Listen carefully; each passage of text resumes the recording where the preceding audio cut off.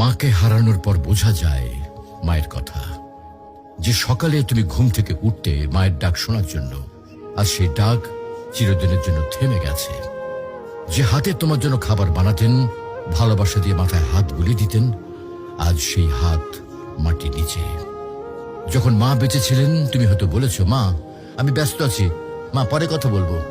কিন্তু আজ তুমি সময় পেলেও আর সেই কথা শোনানোর মানুষটি নেই।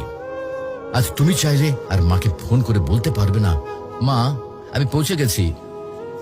আজ তুমি ঘরে ফিরলেও আর কেউ দরজায় দাঁড়িয়ে হাসি মুখে বলবে না, টেবিলে খাবার রাখা আছে, খেয়ে নিস বাবা।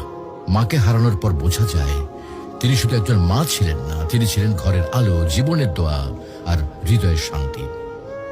এখন বুঝতে পারো মা যে বারবার নামাজের কথা বলতেন, ভালো মানুষের সাথে চলতে বলতেন, এগুলো তোমার জন্য কত বড় উপহার ছিল।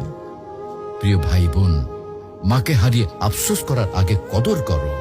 মায়ের হাতে চুমো দাও, তার জন্য দোয়া করো, তাকে জড়িয়ে ধরো যতদিন তিনি আছেন।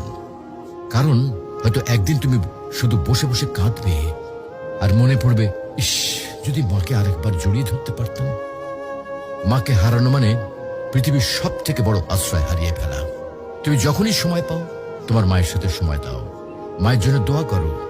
মা যদি আজকে ইহলোক ত্যাগ করেন তাহলে তিনি আর ফিরে আসবেন না। মাকে ভালোবাসো, তার মনে কখনো কষ্ট দিও না।